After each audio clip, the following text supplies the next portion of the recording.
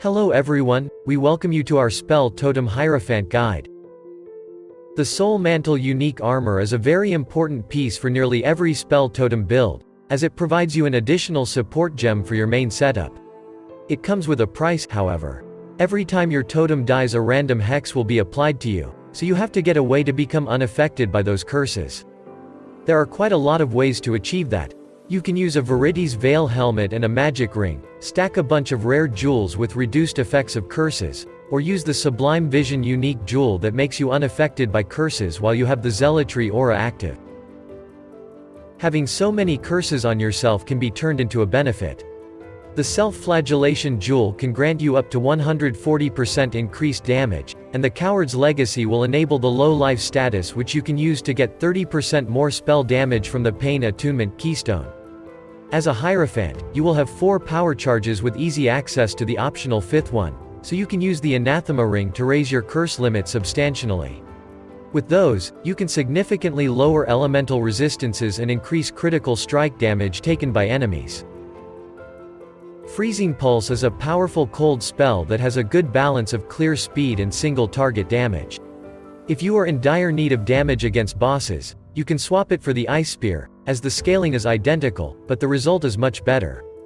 The build doesn't have much damage mitigation, but it can take a hit or two thanks to the high life and mana pool. The mana is quite important here, as you will redirect 40% of the damage taken there. The totem playstyle is naturally safe, even more so when you freeze every enemy in your range. The clear speed is great. Totems will automatically target nearby enemies and can cover full screen with their projectiles. The single target damage is also great, even more so if you swap the gems for the Ice Spear, but it is not needed for the most content anyway. The build can be started on a very low budget, and you will have an easy time farming up for the many upgrades it can have.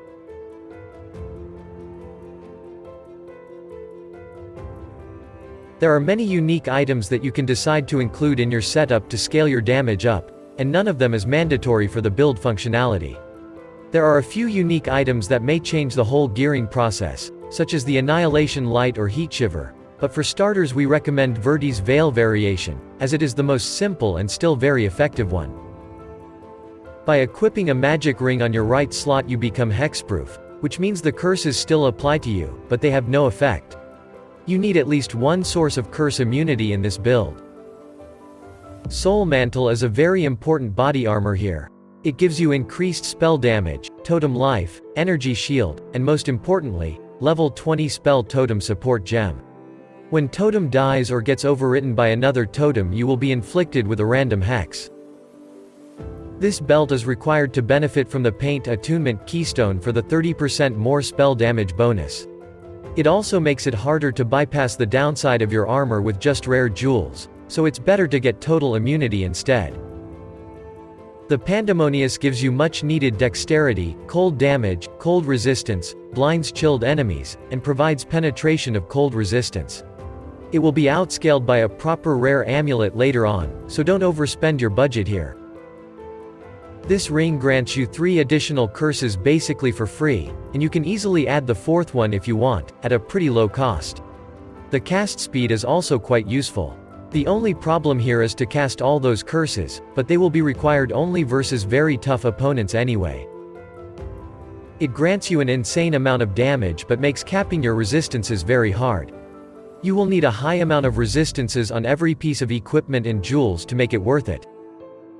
If you can solve the curse issue via other means, you could use this helmet to gain 130% of cold damage as extra fire damage against frozen enemies. Applying 30% chill on enemies is an easy task, but freezing pinnacle bosses might be challenging. In such cases you can invest a bit into freeze duration. The Self-Flagellation jewel provides you with a free damage boost at all times, thanks to the unique belt and unique body armor of yours. You might want to recast your totems a few times before the boss fight begins to get all the curses on you. It can be only obtained by corrupting regular jewels. It adds 2 additional projectiles, so you can use lesser multiple projectile support instead of greater, which saves you from the 20% less damage modifier. It is another way to deal with curses. It allows you to use the Heat Shiver helmet and a proper rare ring, but it is very expensive, as it only drops from the Uber bosses. On a Watcher's Eye, look for either Hatred or Zealotry bonuses. It's potentially the best possible jewel you can get for this build, depending on your available budget. The baseline bonus to maximum life, mana, and energy shield is also quite helpful, so jewel with just a single aura modifier is very good to have. You will have plenty of increased damage from the unique jewel in your passive tree, so focus on getting gem levels, cast speed, and critical strike multiplier. Having so many unique items leaves us with not so many opportunities to cap elemental resistances or raise your maximum life, so it is important to have high values of them on your rare items. You will also want to get some mana and mana regeneration. On a regular rare wand you can get gem levels, lots of cast speed and critical strike chance for spells, and spell damage here. The critical strike multiplier or flat cold damage for spells is also good. With the Shaper influence, you can get additional maximum totem, which will considerably boost your damage and area coverage. Other than that, try to look for gem levels, critical strike chance for spells, cast speed, or some defensive modifiers such as maximum life or resistances. If you just getting started, using a 6-linked rare body armor will be better than a non-linked soul mantle. You should focus on getting maximum life, mana, and resistance. Be careful to not rely on resistances here too much, as you will eventually swap it out for the unique. Look for maximum life, elemental resistances, and a decent amount of movement speed. You can also get certain ailment avoidances here, which can make a huge difference in the endgame. Labyrinth enchants can provide decent boosts at a very low cost too. Those should also provide lots of maximum life and elemental resistances, but you can also get a decent amount of damage here. The Eldritch implicits are also very important, and quite cheap to obtain on any pair. Look for additional gem levels, cast speed, maximum life, and possibly lacking resistances and attributes. You can also get projectile speed here, which will improve your clear speed a bit.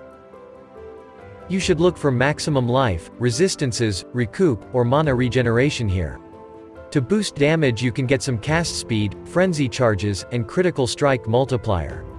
In the case of the Viridi's Veil setup, it will have to be a magic rarity, in which case you could look for a decent synthesis base. Here you can get a lot of critical strike multipliers for your cold spells.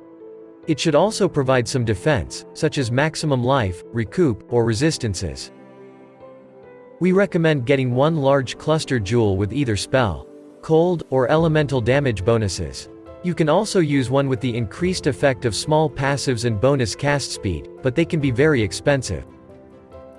You should use 2 different medium cluster setups, one that grants you onslaught via totem passives, and a second one that increases your projectile damage. You can also eventually use them to cap your critical strike chance if you are far away from it otherwise.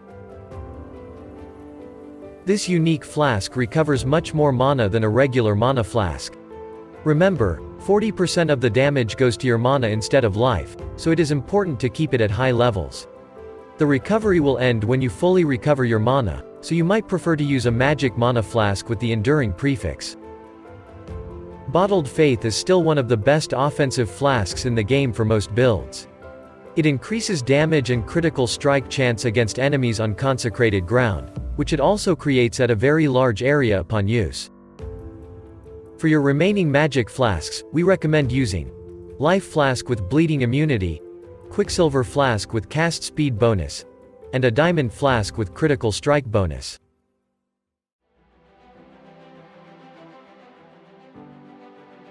Freezing Pulse is the spell most suitable for this type of build. It shoots icy projectiles at very high speed, pierces all targets, has high base damage, and it's safe. It deals the most damage at a close range. The Ice Spear is a spell that is worth having around to swap it during an emergency. Due to its projectile mechanics, it has the highest damage potential in the game but has weak clear speed. If you don't have the Soul Mantle yet, you will have to change one support gem from this setup to Spell Totem. The added cold damage support offers the least value until you get the awakened version of it. The critical strike support gem should be adjusted to your critical strike chance as well. Arcane Cloak is a guard spell that grants a brief absorption of the incoming damage, depending on the amount of mana spent. It also grants a bit of lightning damage to your spells. Sigil of Power places a rune on the ground, spending mana powers it up.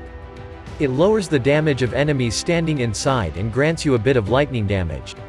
The Arcane Cloak spends enough mana to trigger level 20 Arcane Surge buff in one use. It offers a bit more damage than the baseline version you have from your Ascendancy. Zealotry is an aura skill that increases your spell damage and critical strike chance. It grants a similar amount of damage as Hatred, so pick the one with the better Watcher's Eye or Sublime Vision Jewel available to you. The Eternal Blessing makes your one aura completely free to use, but it also disables all other auras in return. It is not a problem for this build whatsoever, as you want your mana pool to be unreserved anyway. Cold Snap creates a chilled ground effect that always applies a fixed amount of chill, used by the Bone Chill support. You can't deal damage directly, so you have to resort to guaranteed effects. The aforementioned Bone Chill support increases the cold damage taken by chilled enemies. It scales directly with the power of this ailment, so it's worth increasing it with the Unbound Ailment support. The Anathema Ring allows you to use 4 curses, but obviously, you don't want to cast them manually. This brand will cast all Link's spells in succession. The Frostbite curse lowers cold resistance and makes enemies more susceptible to freeze. You should also use it as your main curse before you raise your curse limit. Elemental Weakness is another curse that further lowers the elemental resistances of affected foes. It is especially important if you also use the Heat Shiver Helmet, to improve the extra fire damage you get from it. Assassin's Mark grants you a lot of critical strike chance and multiplier against marked enemies. You can have your mark only at one enemy at a time. Enfeeble is a defensive curse that lowers all the damage dealt by affected enemies. You can also use Temporal Chains instead, which makes it easier to dodge incoming attacks manually, and freezes to last longer. You will need to wield a staff to have all those curses automated by a single button press. Otherwise, you will have to use a 4-link setup, and cast the 4th curse manually. You could also use a Corrupted Implicit to apply a curse on hit, but it would be only level 1 version. Flame Dash is the main mobility skill of this build for faster movement through maps. It's instant and can be used up to 3 times in rapid succession. Frost Bomb reduces life regeneration and applies cold exposure, which reduces cold resistance. Useful for long fights with tough enemies. You can replace it later with Eldritch Implicit on rare gloves.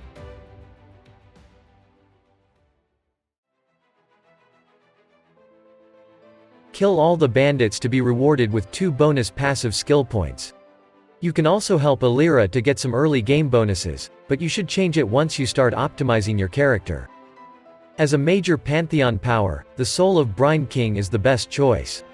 It prevents getting stun locked and frozen, which can be very lethal in most situations.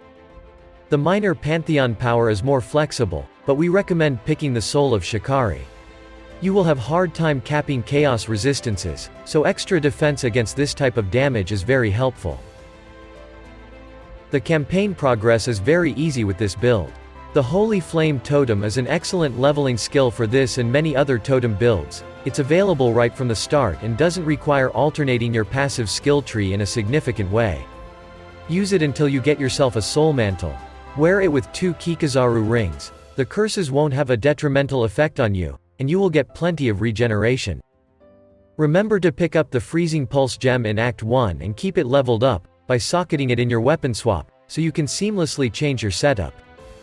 You shouldn't pick the Mind over Matter keystone too early. Without investments into mana and regeneration you will run into big sustain issues. The other keystone of this build, Ancestral Bond, should be rushed as fast as possible, as it allows you to summon additional totem. The Pain Attunement keystone grants you tons of spell damage, but you will need the unique belt to activate it. You can also use the Petrified Blood aura to do so, but it will reserve your mana, so it is not ideal in the endgame. The passive tree is well suited for most spells in the game, so you can experiment with your setup freely. That's everything you should know about this build to succeed in the game. If you want to see more of our videos, please leave a like, subscribe, or make a comment what you would want to see next. Have a good day and see you next time.